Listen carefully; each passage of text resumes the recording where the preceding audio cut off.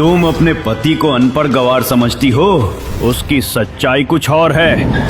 उसके सामने तो बड़े बड़े मंत्री, बिजनेसमैन, यहाँ तक कि चीफ मिनिस्टर भी सर झुकाते हैं। तुम उसे घर जमाई बनाकर नौकरों वाले काम कराती हो। अरे वो बाप है, बाप। और कितनी देर वेट करना होगा? अरे बुलाइए चेयरमैन सर को।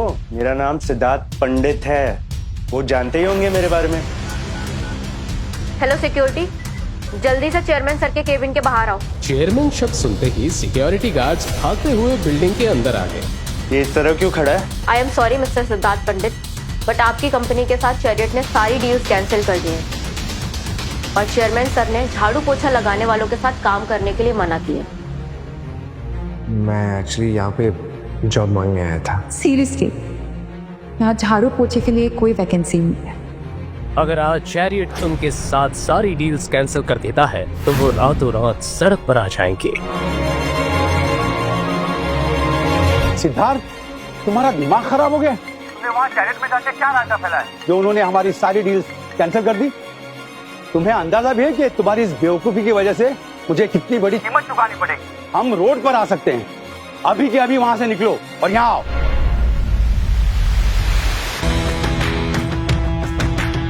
चलिए सर, बाहर चलिए। सुनाया, मुझे लगता है ये सब उस गौतम का किया धरा। क्या वो स्टूपिड क्या कर सकता है कि औकात चैरियट पे काम करने की भी? इसके पीछे जो भी गड़बड़ है ये मुझे पता करना ही होगा। सिद्धार्थ को सबक सिखाकर गौतम मन ही मन बहुत अच्छा फील कर रहा था।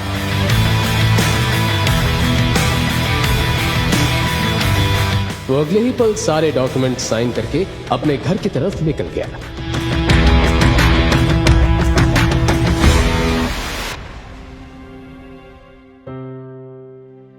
लेकिन घर पहुंचते ही उसका खिलखिलाता हुआ चेहरा एक ही पल में मुरझा गया।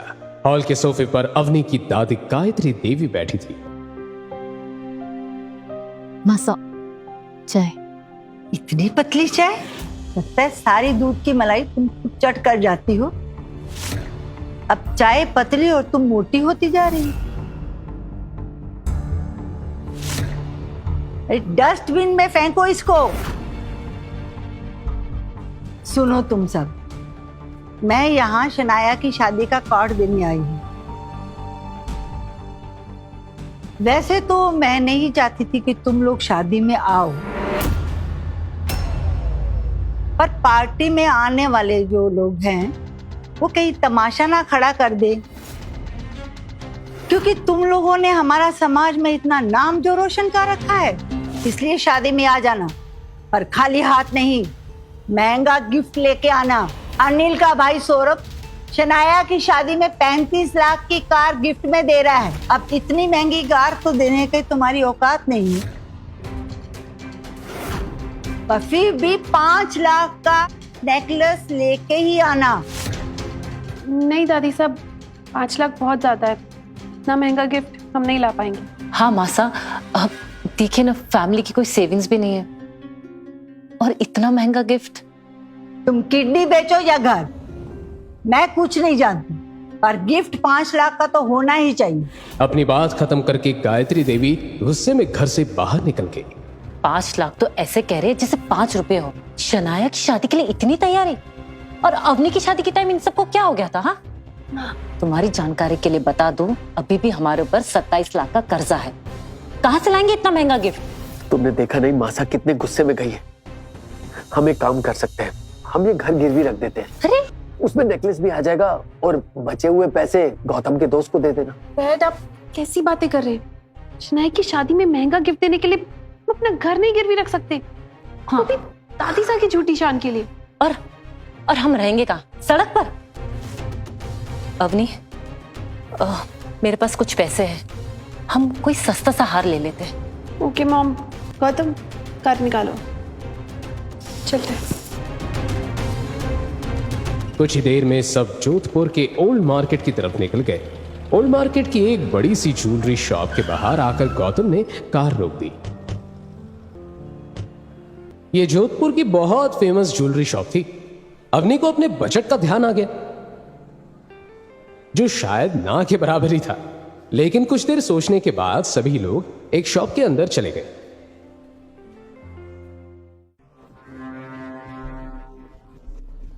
अजी ये तो बहुत ही रेयर पीस है, प्योर जोधपुरी डिजाइन, काम भी चोको डिजाइन भी चोको। नहीं नहीं एक्चुअली ये बहुत ज्यादा एक्सपेंसिव है, हमारा बजट ना 50,000 तक ही है। अरे आप ये क्या कर रहे हैं, समेट क्यों रहे हैं सब? अरे भाई जी, इतना महंगा गहना खरीदने की हैसियत ही कोनी तो मैंने पहले बता देती। खामखा इतना महंगा महंगा सेट खुलवा दिए, पता ना कहाँ से आ जावा है। भाई समेट ले सब। अरे जब इतना बजट ही नहीं था आप लोग का तो पहले बता देते ना।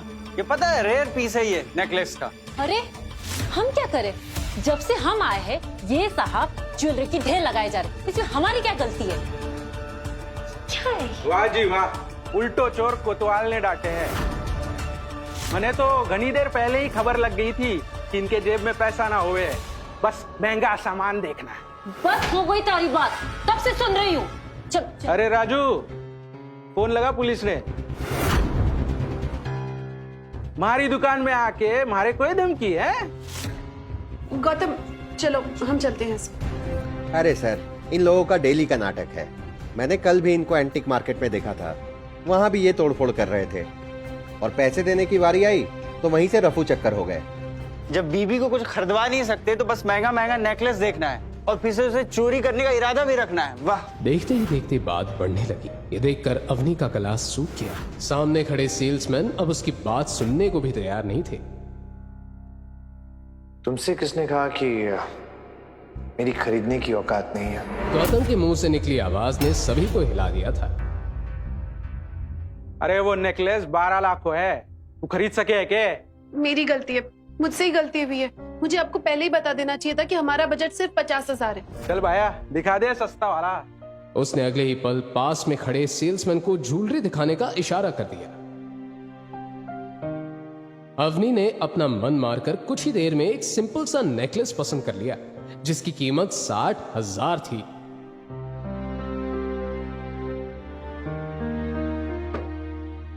माम, इसकी पेमेंट कर दो। आप लोग चलिए, मैं आता हूं। अब और क्या बाकी रह गया है तुम्हारा? अंदर इतनी बेइज्जती करा कि तुम्हारा पेट नहीं भरा है क्या? Let's go. चलो बैठो।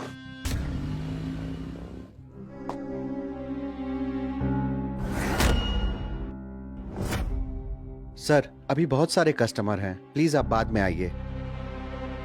मुझे वो 12 लाख रुपए वाला हार खरीदना है। गौतम की बात सुनते ही सभी सेल्समैन हंसने लगे। ओनर भी अपनी हंसी पर कंट्रोल नहीं कर पा रहा था। क्या नेकलेस? भाया थारो दिमाग अपनी जोरू के पर्स में छोड़ के आ गए हो के? अगर हंसी ठटोला हो गया हो तो काम की बात करें। तू सच में नेकलेस खरीदेगा? तेरी औकात नहीं है नेकलेस खरीदने की। मेरी औकात क्या है तुम ये सोच भी नहीं सकते। फिलहाल मैं यहाँ सिर्फ एक कस्टमर बन के आया। ए, बहुत हो गई इसकी चेचे। सिक्योरिटी, उठा के बाहर फेंक दो इसे। ये बात सुनते ही गौतम ने अपना मोबाइल निकाल लिया। वो अब पीछे हटने वाला नहीं था। हेलो मुंशी जी। लेकिन तभी शॉप के बाहर एक के बाद एक बहुत सारी महंगी कारें आकर खड़ी हो गई। मुंशी जी को शॉप में आते ही गौतम सामने खड़ा दिखाई दिया। हम अगर आप इस छोटी सी दुकान में क्या करें? मुंशी जी, इस इंसान को मेरी औकात दे।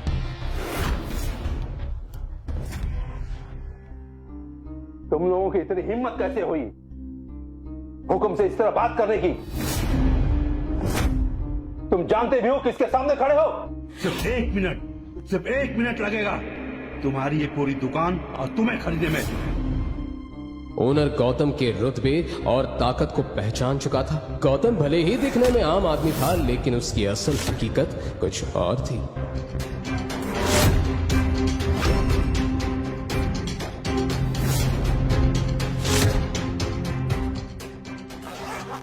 बैग खुलते ही सभी के मुंह हैरानी से खुले के खुले रह गए। बैग पैसों से लबालब भरा हुआ था। वहीं दूसरी तरफ शॉप ओनर के पैर कांपने लगे। हाँ मिस्टर सेल्समैन, अब बताओ, तुम्हें मेरी औकात देखनी है? मुझे माफ कर दो सर, मेरा दिमाग खराब हो गया था, प्लीज मुझे माफ कर दो। ठीक है, इस बार मैं तुम्हें माफ कर रहा हूं, लेकिन इसके बाद कभी किसी ने किसी का मजाक उड़ाया तो मैं उसे छोड़ूंगा नहीं। ये बात कहते हुए गौतम ने गार्ड्स को इशारा कर दिया। थोड़ी देर पहले जो लोग गौतम का मजाक बना रहे थे, अब उनकी निगाहों में गौतम के लिए एक अलग तरह की इज्जत थी। अब वो नेकलेस निकालो जो मेरी वाइफ ने पसंद किया था।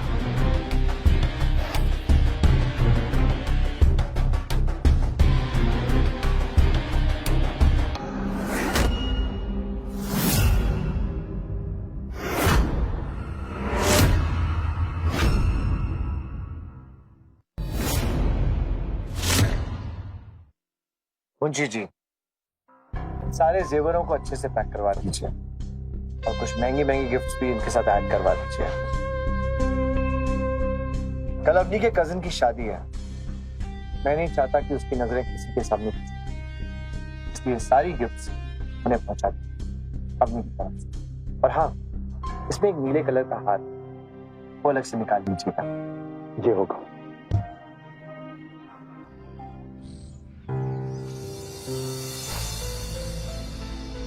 अवनी ने एक शानदार ब्लू रंग की ड्रेस पहनी थी जो उसकी सुंदरता पर 4 चांद लगा रही थी। यही वजह थी कि गौतम कार चलाते हुए बार बार मिरर से उसे देख रहा था। कुछ ही देर में गौतम ने अग्रवाल हाउस के बाहर कार खड़ी कर दी।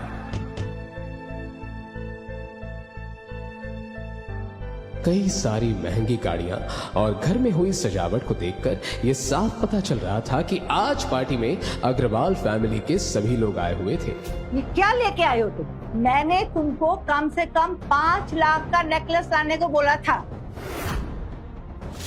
और तुम ये लेके आए हो? हाँ? फिर पैसे नहीं थे तो अपने उस निकम्मे दिमाग को क्यों नहीं बोलते हो काम करने के लिए? सारा दिन घर में पड़ा रहता है, मुफ्त की रोटियां सेक रहा है। दादी साहब, ऐसा भी क्या गलत हो गया जो आप मॉम डैड को इतना डांट रही हैं? तुम्हारी हिम्मत कैसे हुई हमारे सामने ऊंची आवाज में बात करने की? तभी उसने पास में रखा चाय का कप उठाया और गुस्से में गर्मा गर्म चाय उसकी तरफ दे फेंकने के लिए हाथ बढ़ाया। अवनी ने तुरंत बचने के लिए अपना चेहरा घुमा दिया। चेहरा घुमाते ही उसे बहुत तेज कप की टूटने की आवाज सुनाई दी। अवनी ने जैसे ही देखा तो वो हैरान रह गई। सामने गौतम खड़ा था जिसने गायत्री का हाथ झटक कर कप दीवार में दे मारा था। तुम ठीक तो हो? तुम्हें लगी तो नहीं? गायत्री देवी गौतम को गुस्से में देख रही थी, लेकिन इससे पहले कि वो गौतम को कुछ जवाब देती, उसे बाहर से तेज आवाज सुनाई दी। करणवीर अंकल आ गए, जल्दी आइए। करणवीर का नाम सुनते ही गायत्री देवी के चेहरे से एक पल के लिए गुस्सा गायब हो गया, क्योंकि करणवीर ही उनकी नजर में उनका सबसे होनहार बेटा था।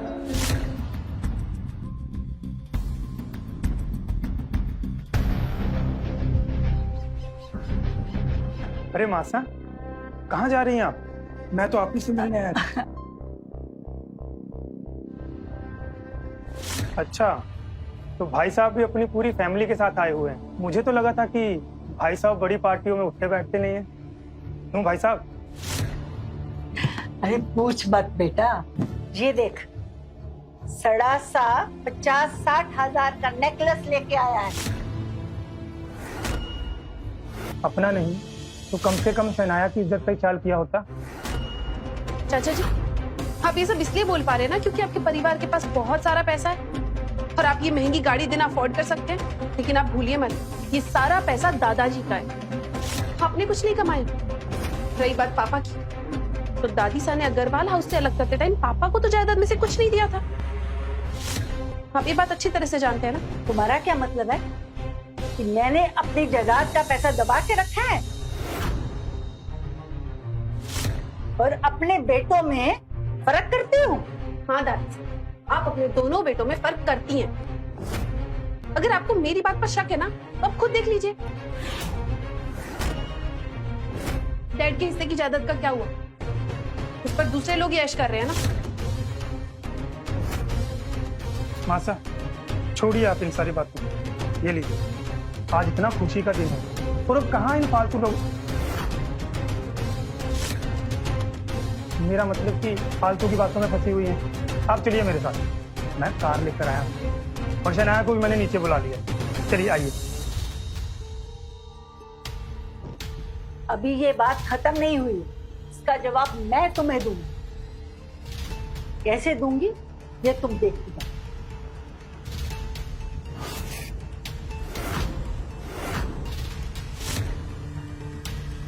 चलिए माता।